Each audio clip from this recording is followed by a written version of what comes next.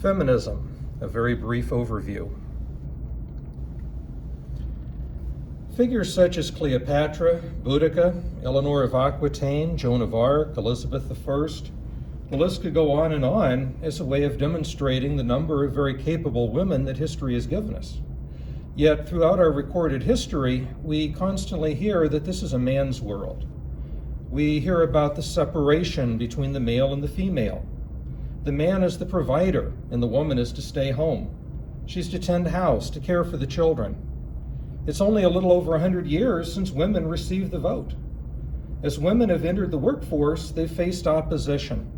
They're paid less for the same job, and in some areas are still barred from doing the job. Now, it may surprise some people to know that it's not always been this way. In fact, the earliest societies were matriarchal. So when did this switch occur, and why? The answer, of course, has to do with religion. Within the ancient world, the great goddess flourished under many names: Astarte, Inan, Inanna, Nana, Nut, Anut, Anahita, Ishtar, Isis, Anset, Ishara, Asherah, Ashtart, Atoret, Atar, Hathor. These are just a few of the names that come from Egypt and the Middle East, and many more names can be found all around the world. The great goddess, or the mother goddess, thrived for thousands of years before the rise of Yahweh, monotheism, Judaism, Christianity, Islam, any of these modern traditions. According to notable anthropologists such as Margaret Mead, Jacquetta Hawkes, and James Fraser, the reason for this has to do with biology, or rather a lack of understanding of biology. In early societies, the act of sexual coupling as a source of producing children was not understood. As a result, the male was not seen as relevant to the process. The child simply began to grow within the woman. The women had the children, the women brought life, and that was very powerful. Now, in these early societies, the children would take their names from their mother's tribes, and they would follow their ancestry through their mother's line. In addition, women learned to cultivate the earth, which meant that they were responsible for bringing forth the food in order to feed the tribes. Through the cultivation, through food production, through giving birth, women make the earth valuable, and they take possession of the ground. Women become the economic and the social power of the ancient world. And this is what anthropology is teaching us. Now, the earliest religious traditions, looking back more than 25,000 years, tended to be a form of ancestor worship. People could understand that they were brought into existence by their mother, who was brought into existence by their mother, and so on. But where did it begin? Even the primitive mind knew that there couldn't be an infinite regression, so there had to be a first cause, the first mother. This was the mother goddess, the supreme deity. A lot of depictions have been found over the years by archaeologists, but the earliest that we've found so far seems to be the goddess of Willendorf, which was created almost 30,000 years ago. And you can see this small figure on the screen here. Clearly fertility deity, because you see the size of the stomach to indicate the idea of pregnancy. You see the enlarged breasts to indicate the providing of milk and so on. But all of that is demonstrative of the idea that this is who should be revered, this is who should be worshipped, the mother of us all.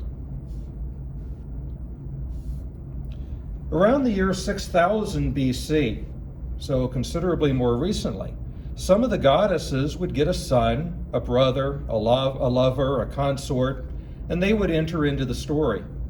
Well, this is the birth, the beginning of the masculine aspect of the deity.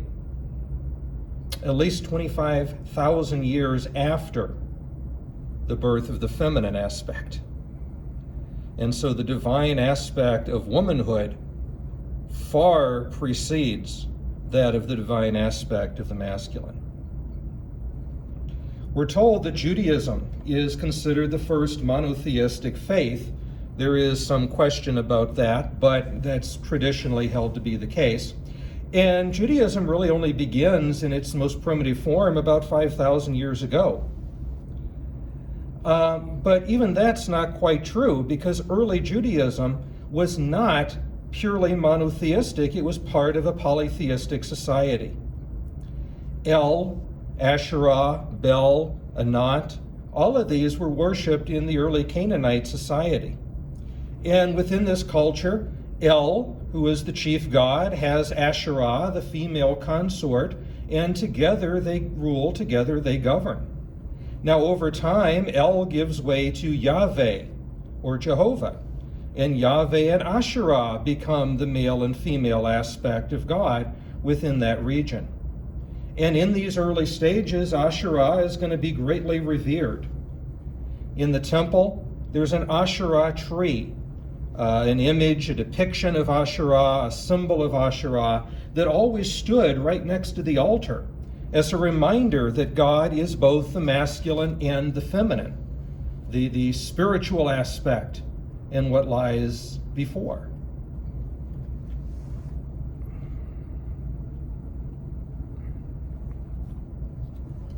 Starting around the 9th century BC, things would begin to change. It's recorded that between 928 and 586, when the temple was destroyed, that the Asherah was removed and restored to the temple no less than 4 times. So in that period, you have individuals beginning with Rehoboam, who is going to put the Asherah tree into the temple. It will later be taken out, put back in, back out again, as this dispute goes on from the standpoint of the leaders of that tradition, the kings of that faith.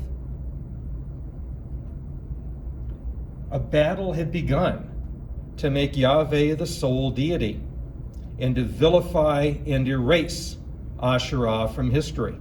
You can see in the image on the screen here, we have this individual chopping down one of the Asherah trees. We have another image of Asherah where the face has been chipped off. Erasure culture is nothing new. It's been around for thousands and thousands of years. And this is what happened to Asherah.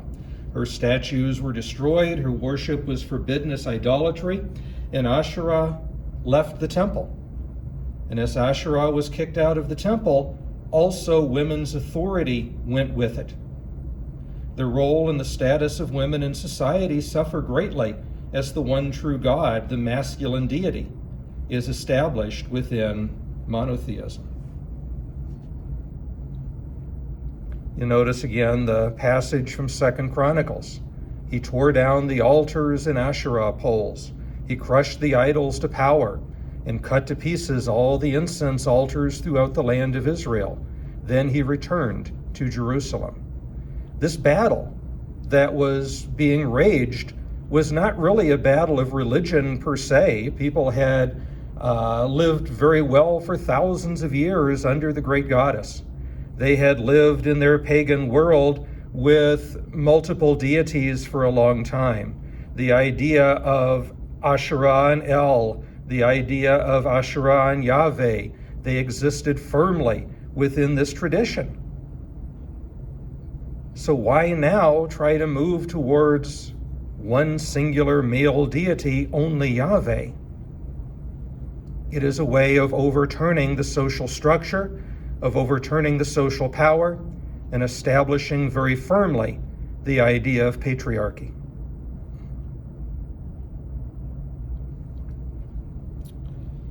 Early Christianity had an element of the feminine within it, but once it was legalized under the Edict of Milan and established its orthodox position under the Council of Nicaea, it followed suit with the insistence of a very strict monotheism under the masculine deity.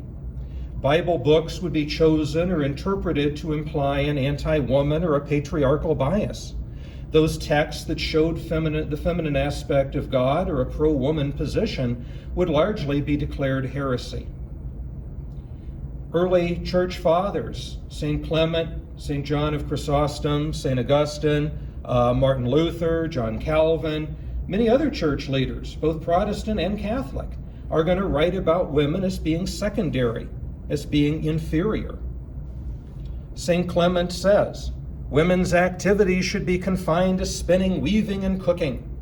In other words, stay home, tend house, leave affairs to the men. St. John of Chrysostom says, the woman taught once and ruined everything. On this account, let her not teach. Okay?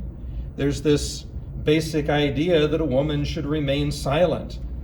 We see that under both the synagogue of Judaism and the temple of Islam. We find that in all of these places, the woman is supposed to remain silent. She doesn't even have to be there. She can learn from her husband. It is considered sinful for a woman to speak out on religious matters, religious questions, because of these early figures putting forth these ideas. Part of what John of Chrysostom is saying actually has to do with the passage in 2 Corinthians where Paul supposedly makes the statement that women are to remain silent in church. That's not actually the case. And if you want to hear more about that, I would encourage you to watch my series on Gnosticism that you can find online. And I believe it's episode 3 of that talks about that issue. Moving towards the more modern era, we have Martin Luther, sort of the great founder of Protestantism, who says men must continue to maintain their power over women, since man is higher and better than she is. And John Calvin, another leader of the Protestant Reformation, political equality for women would be a deviation from the original and the proper order of nature. With words like this being brought forward by those in positions of power, by those in positions of authority, it is no wonder whatsoever that the role of woman is going to diminish tremendously under this view. It's a very sad state of affairs, but it is one that historically occurs and continues to occur. When women tried to show that they were more, that they had knowledge and ability, they were put down, they were laughed at. Those who tried to fight back were labeled as witches, and it was said that they were in league with Satan. The witch hunts that we all hear about in England, in Europe, even in this country, in Salem, Massachusetts. These witch hunts had virtually nothing to do really with religion. They had virtually nothing to do with the concept of Satan or fighting evil per se. What it was a fear tactic that was used against the masses. And its purpose was to suppress goddess worship, to suppress the authority and the knowledge of women. It was intended to keep women in their place. You know, the people who were considered witches were individuals who, tried to exercise a little bit of power and authority. And individuals who had knowledge, for example, of herbcraft. That was considered to be a form of witchcraft, even though they were in many ways the early doctors who were called upon to help others in need. But because they had that sense of knowledge and understanding, because that gave them a sense of authority, it was perceived as a threat by the patriarchy. And so the witch hunts were brought into existence for that purpose.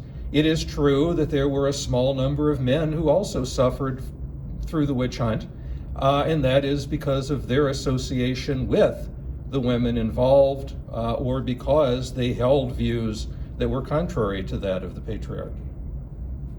So with these types of tactics, the fear of being hunted out, of being burned alive, of being hung, things of that nature, it's not surprising that most women at this time had no voice, that they kept silent, that women had secondary rights within society until they began speaking out and demanding more in the 19th century.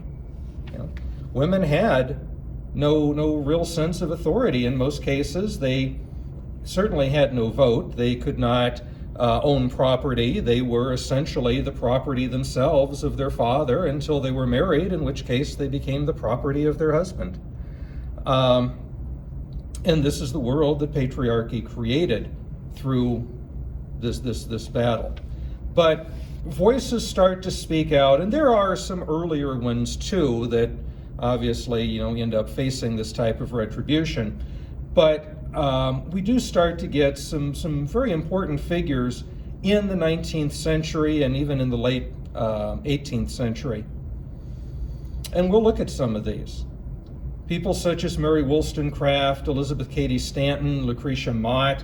There are others who helped women to regain what was stolen away from them. But before we do that, I want to look a little bit more in depth at the religious question, so we can try to understand just how much twisting and reinterpreting it took to suppress the role of women as the leaders that they were since the beginning.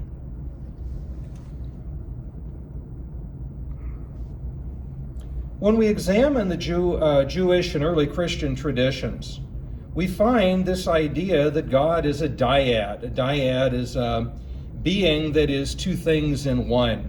So it could mean that there are two separate entities, or it could mean, as it often did, that the male and the female aspect was contained within the one, right? God is the one entity that contains both the masculine and the feminine.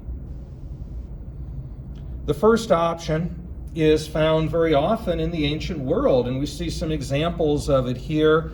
Up at the top, you have Radha and Krishna, with the flute is Krishna. Below that is Rama and Sita from this tradition. Of course, the ancient Greeks and Romans as well held this view, and so you have Zeus and Hera, Jupiter and Juno. And even within early Judaism, as we've already said, you have the duo of Yahweh and Asherah.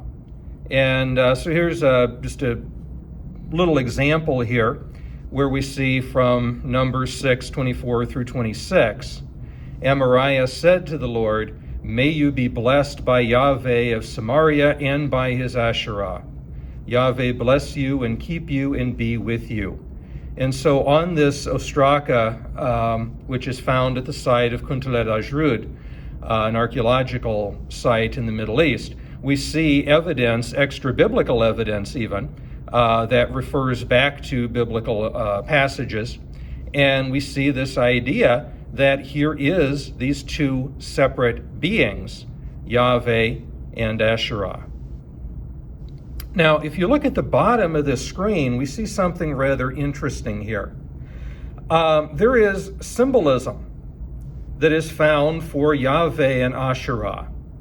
And if we look at the symbol of Asherah, you have the symbol of infinity with what looks to be a little zero on top of it.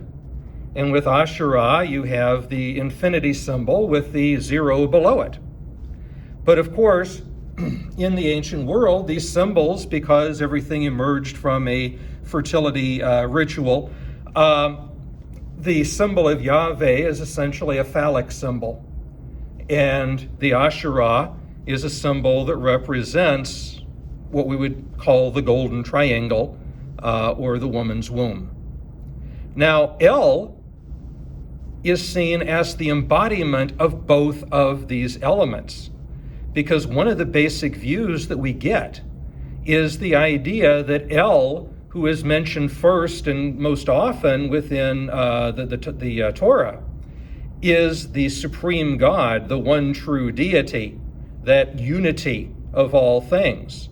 And from that unity, we get the dualities, the dichotomies that come into existence in this world. And so El transforms into, or gives us both, Yahweh and Asherah. And so within the symbol of El, we see the idea of the dyad of Yahweh and Asherah being both symbolized in that way. So there are these deities that are that type of embodiment, and then there are others like El that we're talking about here, and also if you look at the Egyptian culture, Ra or Anubis, they are deities who contain the masculine and feminine within them. And so this is what we mean by saying that God is a dyad. Now we can see this idea in a number of other traditions as well. One of those is from China called the Tao Te Ching, one of the great early works of Taoism. And you have the opening lines here, which I think exemplify this notion. The Tao that can be told is not the eternal Tao. The name that can be named is not the eternal name. The nameless is the beginning of heaven and earth. The named is the mother of 10,000 things. Ever desireless, one can see the mystery. Ever desiring, one can see the manifestations. These two spring from the same source, but they differ in name. This appears as darkness, darkness within darkness, the gate to all mystery.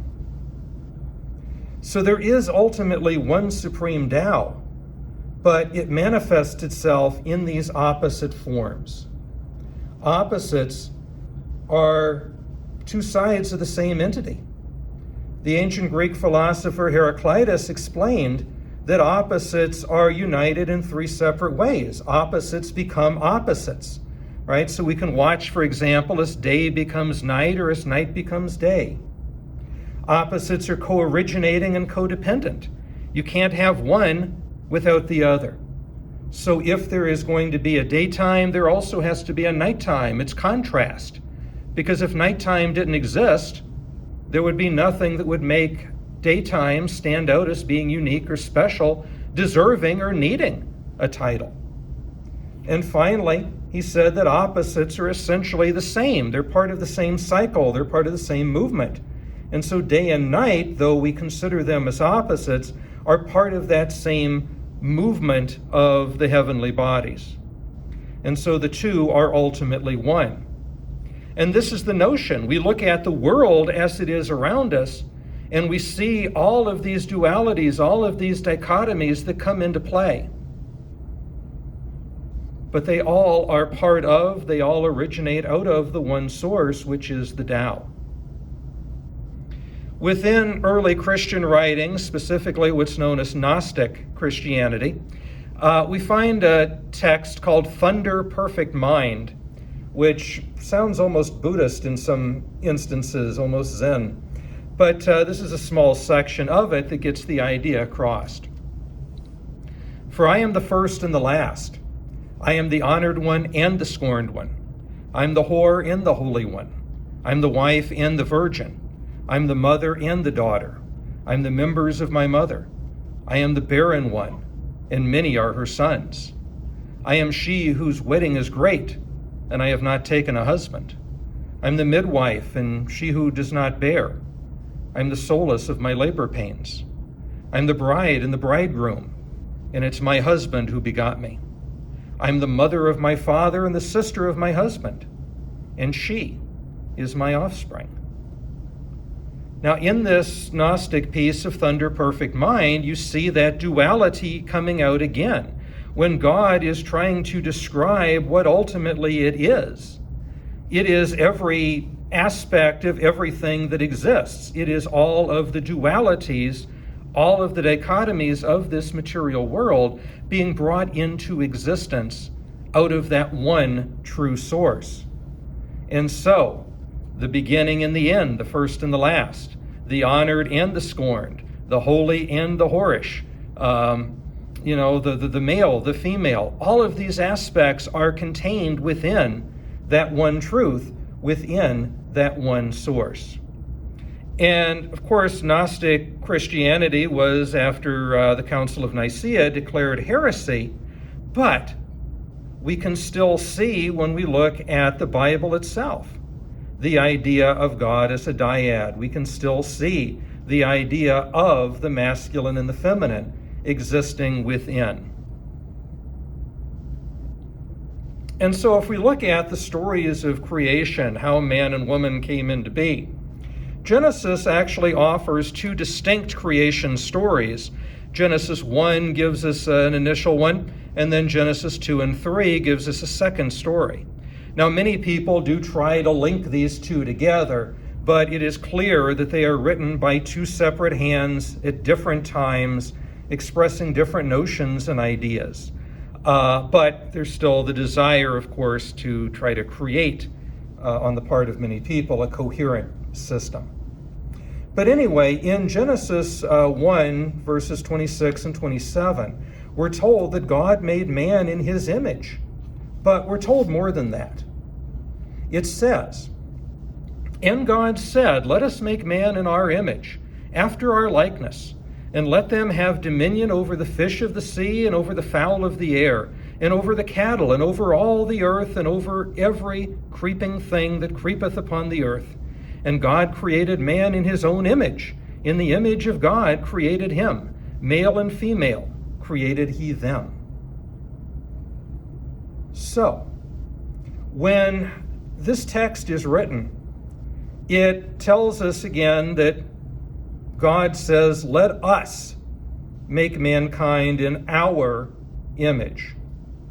Now, it is true that as God is meant to be the great supreme deity, that God could be simply using regal terminology, just as the queen or the king might say us in the sense of the royal we.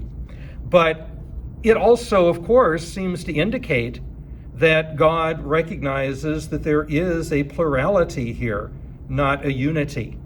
That either there are multiple gods that are responsible for this act, or there is a duality in play here, that perhaps El has within it the masculine and female aspect, recognizing the two that have not yet become manifest. And so there is this notion that there is the dyad of nature. Now, whether we consider that God is two entities or one containing both aspects, it's clear that God contains both the masculine and the feminine within. If we are made in the image of God, then we are also created in that same way, with the masculine and the feminine within. So, we see this idea that God is both the masculine and the feminine, that God is the plurality of all things. We see the idea that God is creating human beings, male and female, creating human beings in his own image, which means that if he is that unity, then we are also that unity containing the male and the female within us that has yet to be made manifest. Jewish Midrash holds that human beings were originally a unity composing both the masculine and the feminine, much like the androgynous figure that Aristophanes writes about in Plato's Symposium. In Plato's Symposium, it's basically about a party where Socrates and his friends have come together, and they decide that instead of drinking and carousing, that they're going to issue speeches in honor of the praise of the goddess of love. Anyway, when Aristophanes, the playwright, gives his, he talks about how in the beginning there is not two sexes of man, male and female, but three, because there was originally this androgynous figure that contained both the male and the female within, and that later the gods split that individual in twain and made it what it was. Well, the Jewish Midrash holds that same basic view. It says that the front portion of the body was masculine, the back portion of the body was female.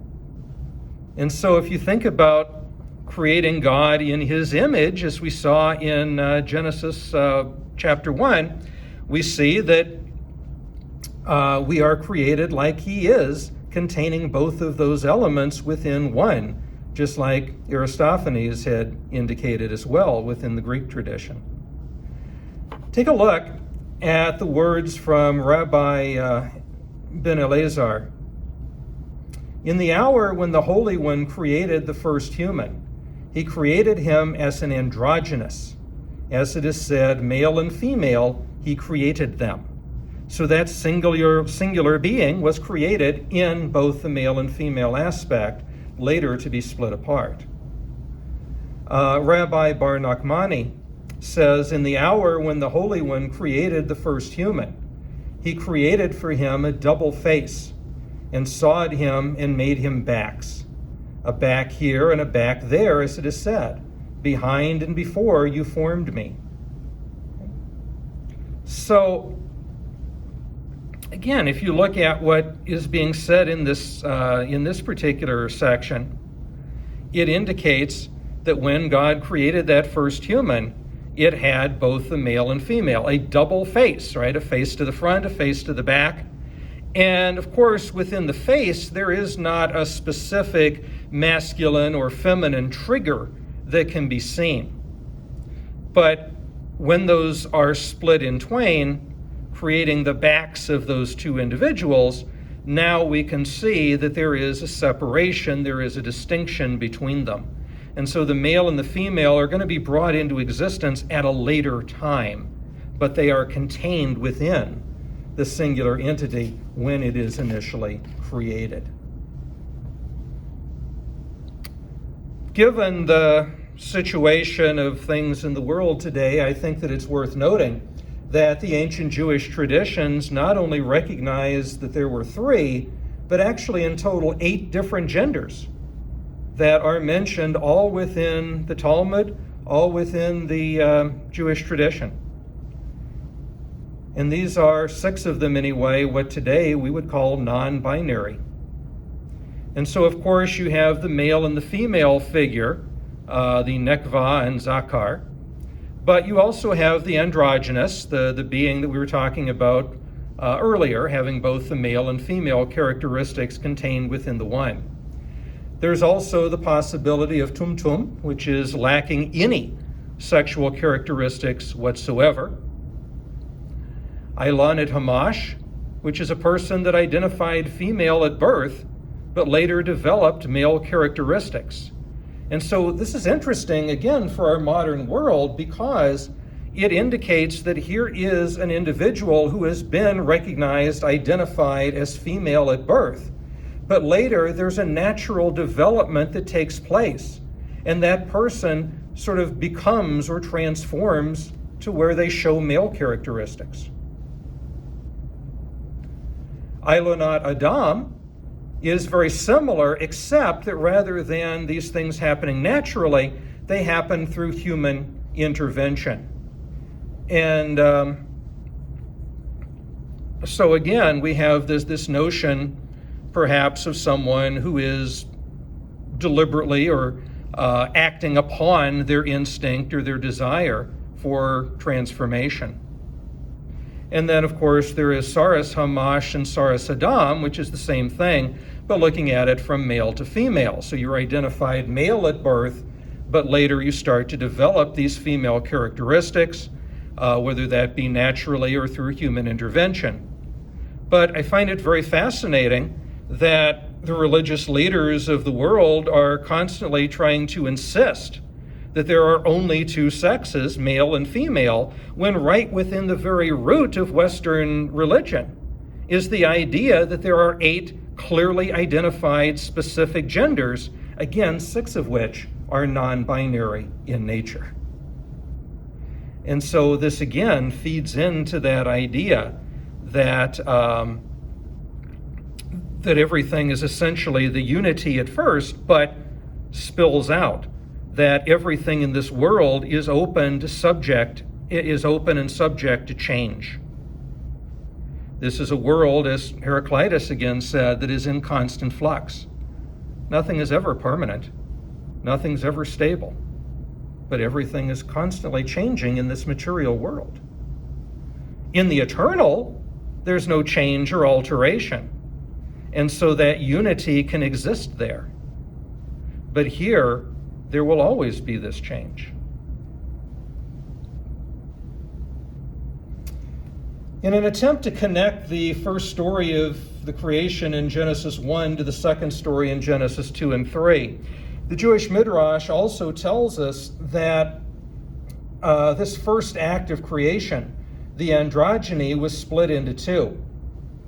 But the male becomes Adam, the female becomes Lilith, and they will exist as two sides of the same being. They existed as complete equals.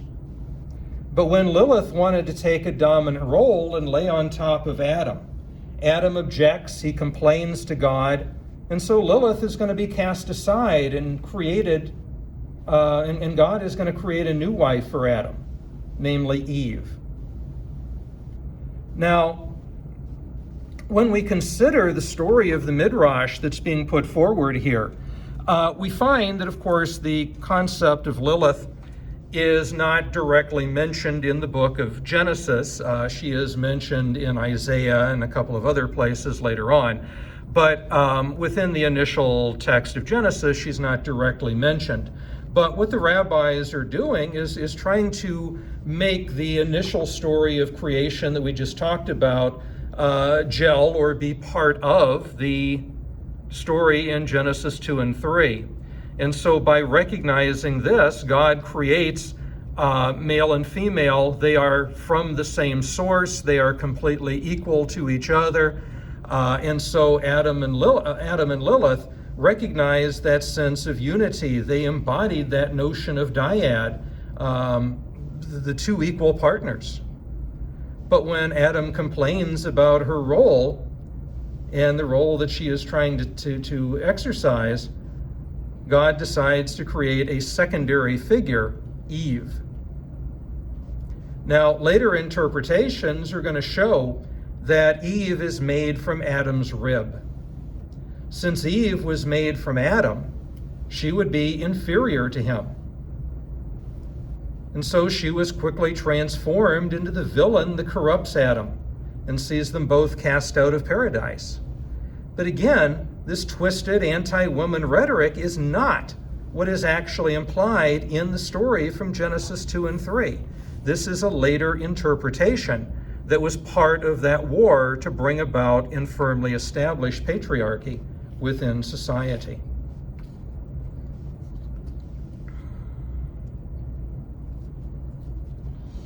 I wanted to make sure that everybody was on the same page here on this.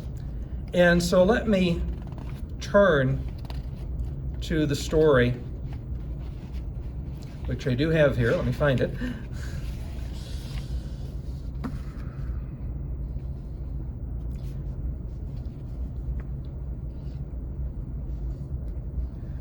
The heaven and the earth were finished, and all the host of them.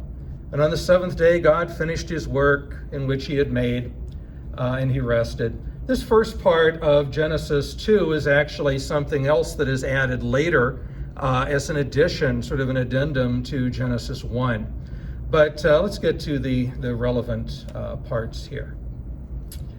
These are the generations of the heaven and the earth when they were created, in the day that the Lord God made the earth and the heaven.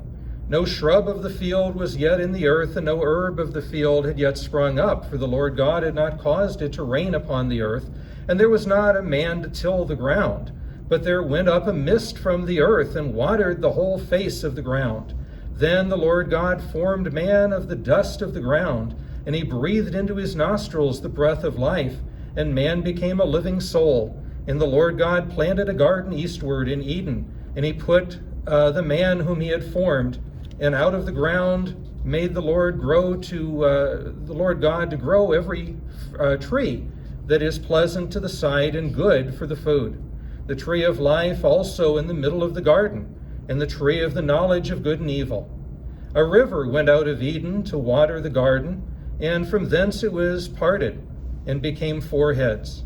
The name of the first is Pishon, that which compassioneth the whole land of Havilah, where there is gold, and the gold of that land is good.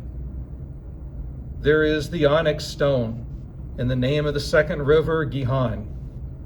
The same is said that compasseth the whole of the land of Cush. And the name of the third river is Tigris, that it goes towards the east of Asher. And the fourth river is the Euphrates. And the Lord God took the man and put him into the Garden of Eden to dress it and to keep it. And the Lord God commanded the man, saying, Of every tree of the garden thou mayest freely eat, but of the tree of the knowledge of good and evil thou shalt not eat, for in the day that thou eatest thereof thou shalt surely die. And the Lord God said, It is not good that man should be alone. I will make for him a helpmeet to help him. I shall make a helpmeet for him. And out of the ground the Lord God formed every beast of the field and every fowl of the air, and brought them unto the man to see what he would call them. And whatsoever the man would call every living creature, that was to be the name thereof. And the man gave names to all cattle, and to the fowl of the air, and to every beast of the field. But for Adam there was not found a helpmeet for him. And the Lord God caused a deep sleep to fall upon the man, and he slept. And he took one of his ribs, and closed up the place with flesh instead thereof. And the rib which the Lord God had taken from man made he woman, and brought her unto man. And the man said, This is now bone of my bone and flesh of my flesh. She shall be called woman, because she is taken out of man. Therefore shall a man leave his father and his mother, and shall cleave unto his wife, and they shall be one flesh. And they were naked, and the man and his wife, they were not ashamed. Now the serpent was more subtle than any beast of the field which the Lord God had made. And he said unto the woman, Yea, hath God said, Ye shall not eat of the tree of the garden. And the woman said unto the serpent, Of the fruit of the trees of the garden we may eat, but of the fruit of the tree which is in the midst of the garden, God has said, Ye shall not eat of it, neither shall ye touch it, lest ye die. And the serpent said to the woman, You shall not surely die, for God doth know that in the day ye eat of thereof, then your eyes shall be opened, and ye shall be as God, knowing good and evil. And when the woman saw that the tree was good for food, and that it was a delight to the eyes, and that the tree was to be desired to make one wise, she took of the fruit thereof and did eat. And she gave also unto her husband with her, and he did eat. And the eyes of them both were opened, and they knew that they were naked. And they sewed fig leaves together, and they made themselves girdles. And they heard the voice of the Lord God walking in the garden towards the cool of the day, and the man and his wife hid themselves in the presence of the Lord God amongst the trees of the garden. And the Lord called unto the man and said to him, Where art thou? And he said, Here.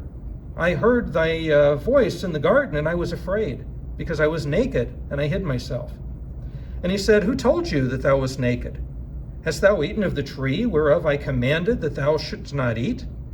And the man said, The woman whom thou givest to be with me, she gave me of the tree, and I did eat.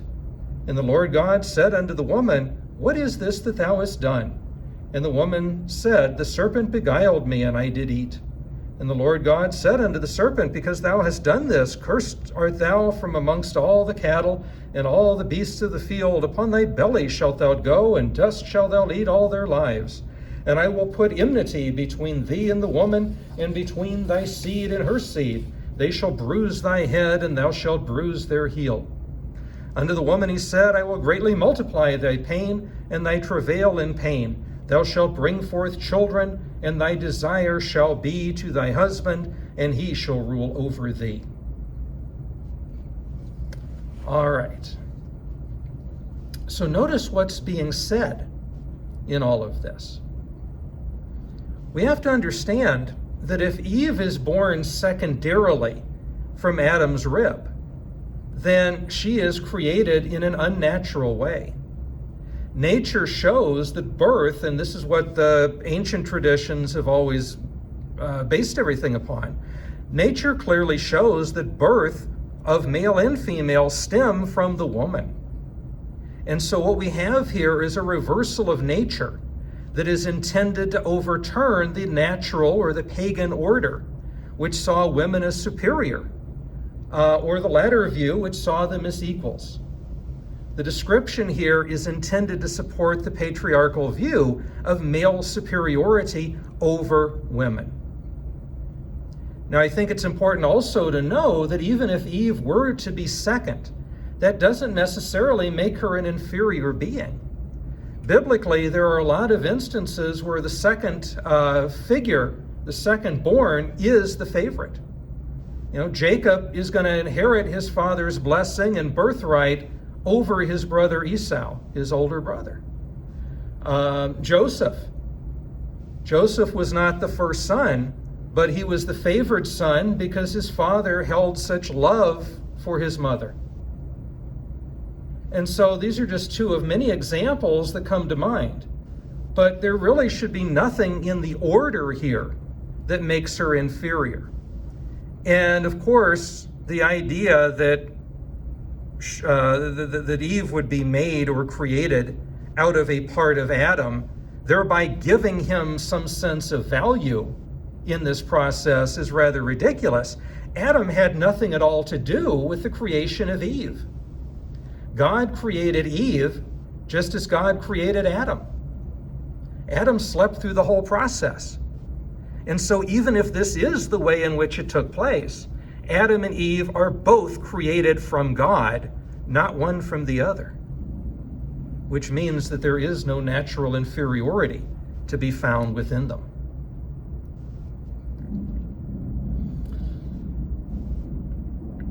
Paying attention to the specific point at chapter 2, verse 18, and the Lord God said, "It is not good that the man should be alone. I will make him a helpmeet for him." Prior to the fall, the male and the female were equal within nature, both created of God. The woman was designed to be his companion, assistant, friend. But with the exception of their sex, they were alike in every way. Now, when we look at this passage about God creating woman to be a helpmeet, there is an unfortunate situation here. In the original version in the Hebrew, we have this term, and I apologize for my pronunciation, ezer kenegdo, which has been translated as meet or mate, helpmeet or helpmate. But there's also another translation of that text, which is as before him.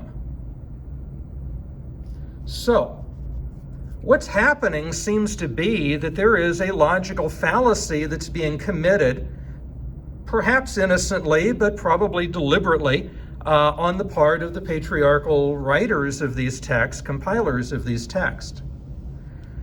Within a category mistake, you are talking about something on one level when it actually belongs to another. And that's what's happening here. The idea of being a helpmate or a helpmeet is a physical concept, an individual who would be physically working for or on behalf of another. Whereas the term as before him is a spiritual concept, a spiritual idea. If we read this as helpmate, then one is giving a physical reading whereby the woman is literally there to assist and to serve man. But as before him is actually a spiritual reading. The assistance she is to offer is spiritual in nature. The woman goes before the man. The man should look to the woman for spiritual support, for spiritual guidance, which means that Eve is the spiritual and the moral leader that Adam should pay attention to. This is the same role that Mary Magdalene is going to play in early Christianity. And again, if you're interested in learning more about that, I'd suggest you check out my video series on Gnosticism. Again, I think it's episode 3 that talks about Mary Magdalene, maybe episode 4.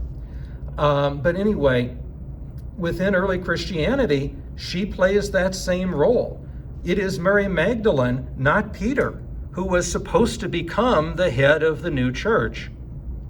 But, of course, because of all these different factors, it doesn't turn out that way. She is to be the spiritual guide to lead the men, just as Eve is meant to be the spiritual guide, the moral leader, that's going to help Adam. Now, if this is the case, doesn't Eve fail in her role? Isn't she responsible for being cast out of the Garden of Eden? No, she does not fail, and she is not responsible. Adam and Eve are told that they can eat of the tree, all of the trees in the garden except the tree of life, of knowledge of good and evil. If they eat from the tree of knowledge of good and evil, they will die. Now, Adam and Eve are created in the image of God, not only possessing the male and the female, but also being eternal. Like God, all of the dichotomies that would come to be in this world exist within them, but they have not been made manifest. They, like God, are still a unity. Eve struggles with the decision of whether to eat the fruit of that tree or not. In the end, she does. This act defines free will, which has always been within her. But it's just then made manifest. After eating from the tree, she recognizes the distinction between her and Adam for the very first time. The male and the female has been brought forward. Through this act, all of the dichotomies of existence are going to be brought forth, including the distinction between the immortal and the mortal, the eternal and the finite, life and death, as well as male and female. In that moment, Eve becomes human, a woman of knowledge and wisdom that's capable of creating life and understanding that hers is finite. Life can be hard. Cultivating the fields, making things grow, childbirth, all of these things are going to be painful and dangerous. But beyond that, there's true life, not static existence. Once she's found this new understanding, like a good spiritual guide, she wants to share it with Adam. So she gets him to eat from that fruit. And in that moment, he too is initiated into this gnosis, into this knowledge, in this sense of understanding. Eve basically did what was necessary for life to begin. Much like Judas, though, who gave that kiss of betrayal, he's doing what is necessary to bring salvation. Well, that's pretty much what Eve is doing. Eve is doing something that, like Judas, she is going to be debased and vilified and condemned for down through the ages. But the actions are necessary.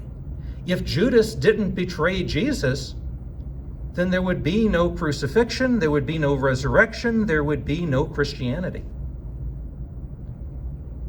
If Eve doesn't get Adam to taste of the apple or the fruit of that tree, it's often depicted as an apple, but we don't know what kind of fruit it was.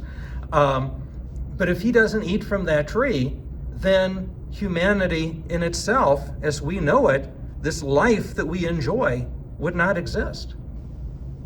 They would simply have remained as two individuals within that Garden of Eden, unchanging and static forever.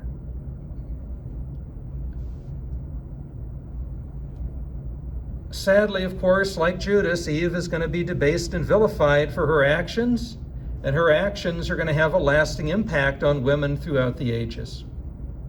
Now, as the patriarchal view of religion took hold and Asherah was being removed from the temples and declared a blasphemy, some leaders began to equate the tree in the Garden of Eden as an Asherah tree. So eating of the tree of knowledge of good and evil, they said, would lead to sexual consciousness. And eating of this tree, giving over to sexual consciousness, will lead to the downfall of humanity. This is the tree of the goddess. And as such, it is dangerously pagan. We must avoid eating from its fruits. In other words, we need to avoid the temple of the goddess, the worship of the goddess, along with all of the rituals and its trappings. Anything that promotes an equality of women or a superiority of women has to be avoided. under this patriarchal reading. The story of Adam and Eve is going to be used to justify a patriarchal view of the world. It was used to show women as inferior beings who should be submissive and obedient. Males had ownership over the land, and they had ownership over women too. And this is the worldview that was created. This is the worldview that women had to fight up against. Now, in our next video, we are going to pick up that fight for equality during the Enlightenment.